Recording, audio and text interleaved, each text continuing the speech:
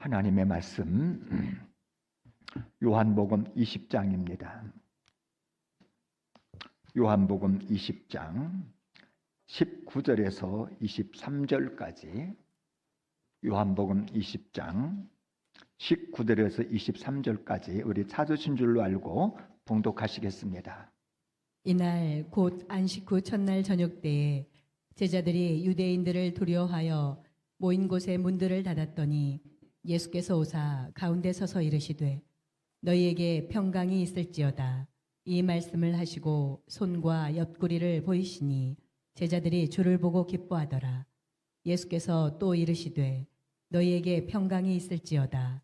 아버지께서 나를 보내신 것 같이 나도 너희를 보내노라. 이 말씀을 하시고 그들을 향하사 숨을 내쉬며 이르시되 성령을 받으라. 너희가 누구의 죄든지 사하면 사하여질 것이요 누구의 죄든지 그대로 두면 그대로 있으리라 하시니라. 아멘. 자, 이제 우리 읽은 말씀을 의지해서 부활은 끝난 인생을 다시 시작하게 한다. 부활은 끝난 인생을 다시 시작하게 한다. 이런 제목으로 오늘 말씀을 묵상하도록 하겠습니다. 오늘이 예수님께서 사망 권세 이기시고 무덤에서 다시 살아나신 날인데 여러분들 개인적으로 예수님 부활하심을 믿으십니까? 예, 우리가 예수님 부활하심을 믿는다. 이건 엄청난 일입니다. 예수님 분명히 죽으셨거든요. 십자가에 달리셔서 피 흘리시고 다 이루었다 말씀하시고 돌아가셨어요. 그리고 로마 병사가 쫙 옆구리에 칼로 찔러가지고 죽었는지 안 죽었는지 확인까지 했습니다. 보니까 돌아가셨어요. 그래서 십자가에 내려서 세마포로 잘 싸가지고 장사까지 지냈습니다. 아니 그런데 장사한 지 3일 만에 예수님이 다시 살아나신 것입니다. 이거 우리 인간적으로 이성적으로 과학적으로 믿을 수가 없는 일입니다. 그런데 예수님이 부활하셨던 그 안식 후 첫날, 주일이죠. 예수님을 너무너무 사랑했던 세 여인이 예수님의 무덤을 찾았다가 빈 무덤인 것을 확인을 했습니다. 어떤 일인가 당황을 했는데 바로 그때 예수님이 나타나신 것입니다. 그래서 세 여인이 예수님을 보고 감격하여 붙들고 경배까지 했습니다. 엠마오로 내려가던 두 제자 낙심과 절망 가운데 내려갔는데 예수님이 나타나셨어요. 그래서 예수님과 함께 떡을 떼고 잔을 마시기까지 했습니다. 그리고 11 제자들에게 나타나셨고 500여 형제에게 일시에 예수님이 나타나 보여주었습니다. 눈으로 보았을 뿐만 아니라 손으로 만졌고요. 함께 음식까지 먹었습니다. 알 수 있는 것이 뭐냐면은 환상이 아니었다는 겁니다. 유령도 아니었다는 겁니다. 예수님은 우리의 눈으로 볼 수 있게, 우리가 만질 수 있게, 그렇게 함께 드실 수 있게 분명히 부활하셨다라고 하는 것입니다. 자, 근데 예수님의 부활이 증명하는 가장 중요한 것이 무엇이냐? 그냥 예수님이 단순히 부활했다 이 정도가 아니라 이 땅에 부활 법칙이 있다라는 것입니다. 그 부활 법칙이 있으니까 그 법칙에 따라 예수님께서 부활하여 첫 열매가 된 것입니다. 그리고 예수님의 부활과 연합하여 우리도 부활할 수 있다. 살아있는 우리도 언젠간 죽겠지만 그 이후에 부활의 둘째 열매, 셋째 열매로 우리도 부활할 수 있다라고 하는 것입니다. 죽어가는 인생의 죽음이 끝이 아니라 우리도 다시 부활하여 영원히 살 수 있다고 하는 이것. 여러분, 이것보다 더 큰 소망, 더 위대한 소식이 어디 있냐 이 말이에요. 자, 그런데 여러분, 분명히 예수님의 부활을 믿긴 믿는데 우리의 삶을 보면은 어떻습니까? 여전히 두렵고 여전히 답답하고 여전히 막혀 있다라는 느낌을 받을 때가 너무 많다는 것입니다. 분명히 열심히 일을 합니다. 아침부터 저녁까지 부지런히 일을 하는데 내 경제적인 형편을 보면은 항상 두들리고 답답하다는 말이에요. 기도를 하는데 자녀들은 여전히 방황하고 이제는 탈선하여 영 마음이 근심거리가 되기도 하고, 그리고 건강을 놓고 날마다 기도는 하는데 건강이 점점 더 연약하여져 갈 때에 정말 우리 주님이 부활하셨나? 내 삶은 왜 이렇게 계속해서 눌리고 답답하고 힘들지? 라는 생각이 들 때가 있다라는 겁니다. 그래서 어떤 분들은 이런 질문합니다. 나는 믿는데, 분명히 우리 주님의 부활하심을 믿는데 내 삶은 왜 이렇게 힘이 듭니까? 가슴은 답답하고 삶에 자신도 없고, 나는 부활의 예수님을 믿는데 왜 내 삶은 그대로일까? 형편도 그러고 관계도 그러고 내일을 향한 나의 비전, 소망도 그렇고. 여러분, 근데 오늘 읽은 본문은 바로 그런 사람들에게 주시는 하나님의 말씀이라고 하는 것입니다. 여러분, 오늘 본문 보세요. 부활하신 예수님이 누구를 찾아갔습니까? 두루두루 살펴서 믿음이 가장 좋은 사람, 더 예쁘다 하고 믿음 좋은 사람 찾아갔습니까? 아니면은 신앙생활을 진짜 잘하고 있는 그런 사람 찾아갔습니까? 오늘 본문 보니까 그렇지 않아요. 문을 걸어 잠그고 그리고 실패와 낙심 속에 두려움에 떨고 있는 그런 사람들에게 찾아가셨다라고 하는 것입니다. 자, 그래서 오늘 본문을 통해서 들을 수 있는 하나님의 음성은 무엇인가? 첫 번째로 사람은 끝났다고 생각하지만 하나님은 끝내지 않으신다라는 사실입니다. 여러분 본문 보세요. 지금 제자들이 문을 걸어 잠그고 있습니다. 19절에 보니까 그날 곧 안식 후 첫날 저녁 때에 제자들이 유대인들을 두려워하여 모인 곳에 문을 닫았더니 그랬습니다. 여러분 대낮에 왜 제자들이 문을 닫고 있습니까? 예, 예수님처럼 잡힐까 봐. 잡히면은 죽을까 봐 저들은 두려워했습니다. 아니 죽기까지 내가 따르겠다고 호언장담했는데 예수님 부인하고 도망갔습니다. 따르는데 실패했습니다. 나는 예수님 부인했다, 예수님을 따르지 못했다라고 하는 실패감이 저들을 얼마나 사로잡고 누르고 있었냐 이 말이에요. 그래서 저들은 두려움에 눌려서 실패감에 좌절해서 문을 닫고 있었던 겁니다. 그들에게 있어서 십자가는 그야말로 끝이었습니다. 한때 꿈이 있었죠. 예수님 따라가면 저 능력 많으신 예수님이 저 로마 군병들, 로마 사람들 다 쫓아내고 이제 그 옛날 다윗이 누렸던 그러한 이스라엘의 그 영광을 누릴 수 있도록 예수님이 왕이 되셔가지고 이제 이 땅을 다스릴 것이다.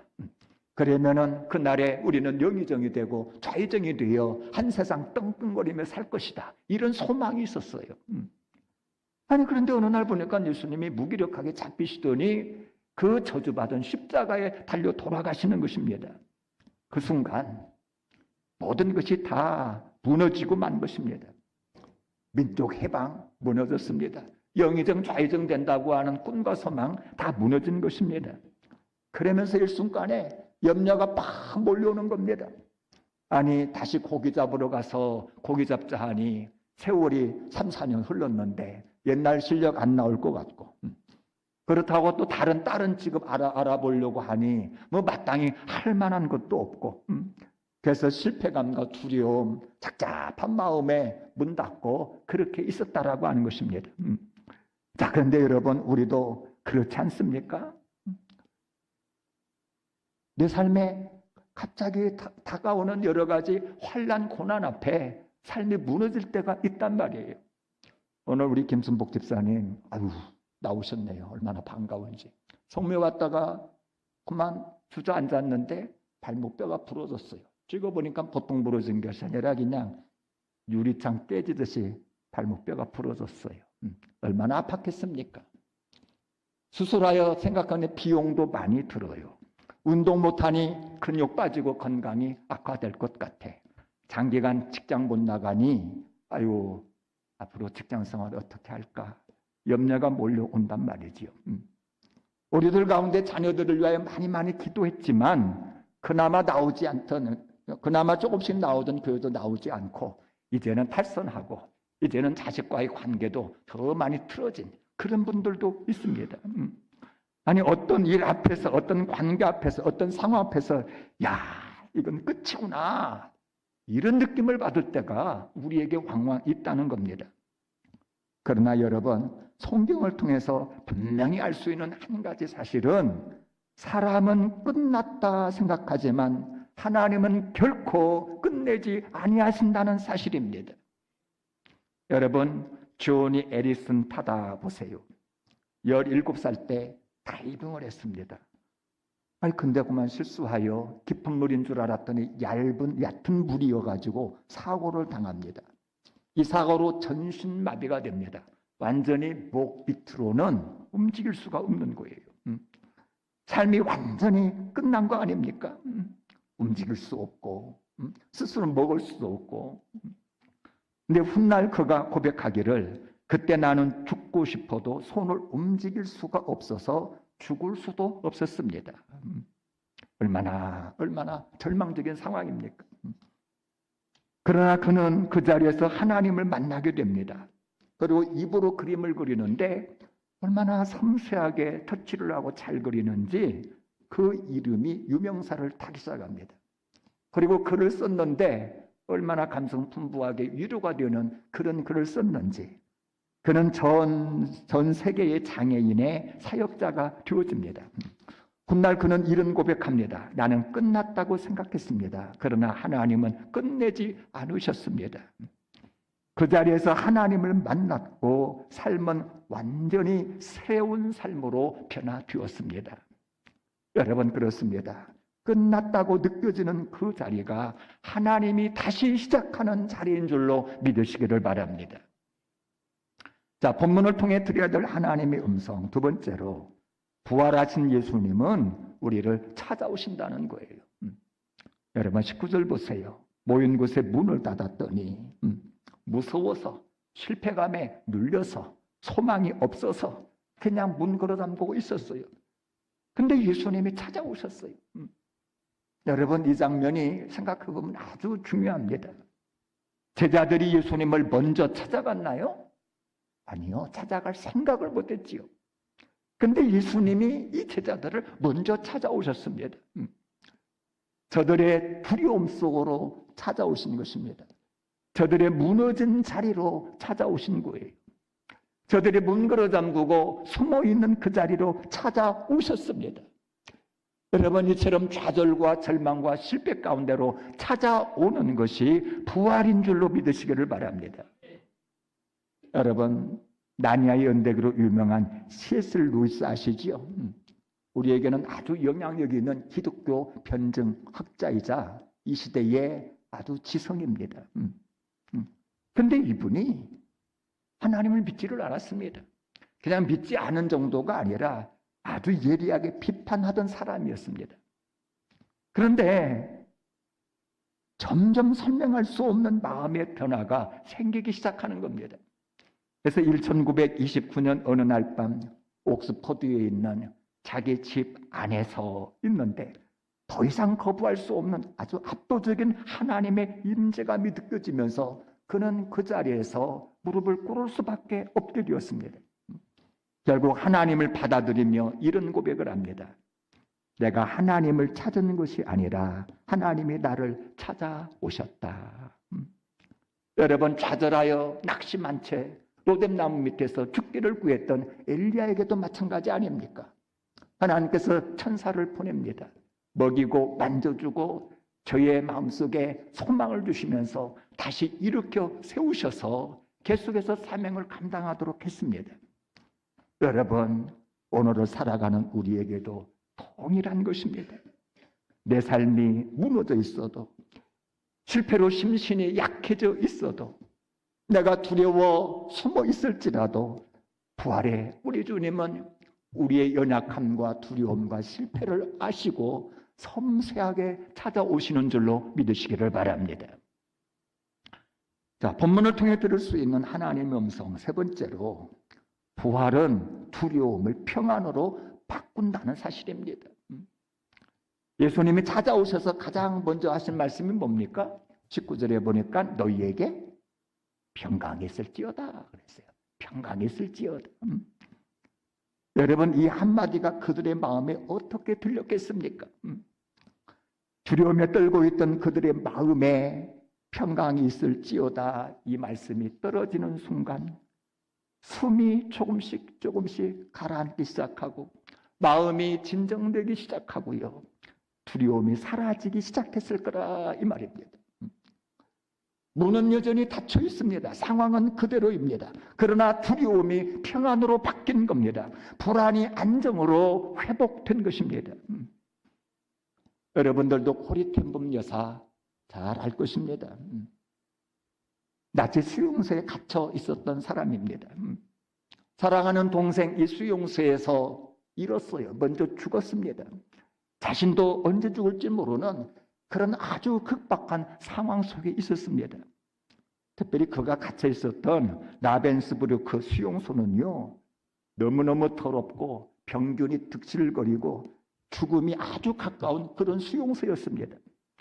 그런데 이런 열악한 수용소에 있으면서도 고리텐범 여사가 이런 고백을 합니다. 그곳에서도 하나님이 나와 함께 계셨습니다. 특별히 감방에 벼룩이 얼마나 많은지 와서 밤낮양 물어뜯으니까 잠을 잘 수가 없는. 여러분 얼마나 괴로웠겠습니까? 그런데 나중에 알고 보니까요, 그 벼룩 때문에 간수들이 그 감방에는 오지를 않은 거예요. 덕분에 그 안에서 자유롭게 성경도 보고 기도도 하고 하나님을 만나면서 아주 천국과 같은 삶을 살 수가 있었다라고 하는 것입니다. 여러분 상황이 좋아졌습니까? 아니에요. 여전히 감옥입니다. 여전히 고통스럽습니다. 근데 무엇이 달라졌느냐? 마음이 달라졌어요. 환경은 열악하지만 마음속에 하나님의 임한이 평안이 있고 소망이 있었다라고 하는 것입니다. 그래서 그녀는 훗날 이런 고백합니다. 환경은 지옥 같았지만 하나님의 임재로 내 안에는 참 평화가 있었습니다. 알 수 있는 것이 뭡니까? 부활의 능력은요, 상황을 먼저 바꾸는 것이 아니라는 것입니다. 우리 안을 바꾸는 능력이라는 거예요. 우리의 마음을 바꾸고 속사람을 바꾸어 살만 나게 하고 생기가 돋게 하는 것, 이것이 여러분 부활의 능력인 줄로 믿으시기를 바랍니다. 비록 환경이 바뀌지 않아도 부활의 주님이 찾아오시면은 언제든 마음이 바뀌는 줄로 믿으시기를 주 이름으로 축복합니다. 자, 부활을 통하여 들어야 될 하나님의 음성. 네 번째로 부활은 성령으로 우리를 다시 살게 한다는 거예요. 부활하신 주님이 제자들을 찾아오셔서 뭐라고 말씀하셨느냐? 21절에 보니까 나도 너희를 보내노라 그랬습니다. 예수님께서 제자들을 세상으로 보내신단 말이죠. 그리고 하신 말씀이 뭐냐? 22절에 보니 성령을 받으라. 눈여겨볼 것은 순서입니다. 보내시기 전에 성령부터 주시고 보내셨습니다. 그러면 왜 성령부터 주셨느냐? 예, 제자들은 스스로 할 수 없다는 것을 예수님이 너무너무 잘 아셨습니다. 불과 몇 시간 전까지의 제자들의 모습 보세요. 예수님 부인했던 사람들입니다. 로마 병정들 앞에 그저 꽁무니 빼면서 도망치던 사람들이었습니다. 유대인들이 무서워 지금 문 걸어 잠그고 방 안에 있는 사람들입니다. 두려워 떨던 사람들입니다. 얼마나 연약하고 부족한 사람인 줄 모릅니다. 그런데 그들을 그냥 보내지 않으셨다는 거예요. 성령 주어서 능력 주셔서 이들을 보냈다는 것입니다. 여러분 이것이 부활인 줄로 믿으시기를 바랍니다. 부활은 단순히 다시 살아라, 열심히 살아라 이게 아닙니다. 성령으로 말미암아 다시 살 수 있는 능력까지 주시는 것이 여러분 부활이라는 사실입니다. 여러분 성령이 무엇입니까? 예, 두려움을 이기는 힘이요, 다시 일어나는 능력이요, 포기하지 않는 생명인 것입니다. 여러분 닉 부이치치 아실 겁니다. 태어날 때부터 팔도 없고 다리도 없이 그렇게 태어났어요. 어린 시절 깊은 우울증으로 시달립니다. 철들어 자기 자신의 모습을 제대로 깨달을 때부터 자살을 생각하고 급기야 자살 시도를 몇 번씩 했던 사람입니다. 그러다가 그가 하나님을 만나게 되어집니다. 그리고 지금은 전 세계를 다니면서 나 같은 사람도 하나님이 쓰신다고, 여러분들 찾아다가나 낙심하지 말라고 복음을 전하는 전도자로 살아갑니다. 근데 그가 이런 고백합니다. 나는 할 수 없는 사람이었지만 하나님의 나를 살게 하셨습니다. 여러분, 무능한 자에게 세움 주시는 부활의 우리 주님이 얼마나 좋습니까? 여러분, 우리는 더 이상 내 힘으로 버티는 사람이 아니라 성령으로 살아갈 수 있는 그런 사람이 된 줄로 믿으시기를 바랍니다. 자, 오늘 말씀을 간략하게 정리해 봅니다. 여러분, 부활이 지나간 과거의 사건입니까? 먼 옛날 2000년 전 이야기입니까? 아닙니다. 바로 오늘을 살아가는 우리들의 이야기입니다. 문이 닫혀 있고 마음이 무너져 있고 더 이상 어떻게 해야 될지 모를 그때에 부활의 주님은 그냥 바라만 보고 계시지 않으십니다. 성령으로 우리 안에 오셔서 두려움 속에 있는 마음을 붙들어 주시고 무너진 생각을 다시 일으켜 세우시고 주저앉아 있는 우리의 삶을 다시금 세워주시는 분이라고 하는 것입니다. 여러분, 그래서 부활은요, 괜찮다라는 말이 아닙니다. 다시 살게 하는 능력인 것입니다. 여러분, 이제는요, 내 힘으로 아둥바둥 그렇게 살려 하지 마시기를 바랍니다. 부활의 주님이 도와주십니다. 성령 안에서 붙들어 주시고 다시 일으켜 세워 주십니다. 그래서 우리의 고백은 이것입니다. 주님, 나를 보면은 아무것도 할 수가 없습니다. 그러나 주님이 나를 다시 살게 하십니다. 여러분, 이것이 부활이요, 우리가 살아가는 능력인 것입니다. 이 부활의 능력으로 다시 일어나시기를 바랍니다. 다시 살아가시기를 바랍니다. 다시 시작할 수 있는 저와 여러분들이 되시기를 부활하신 예수님의 이름으로 축복합니다.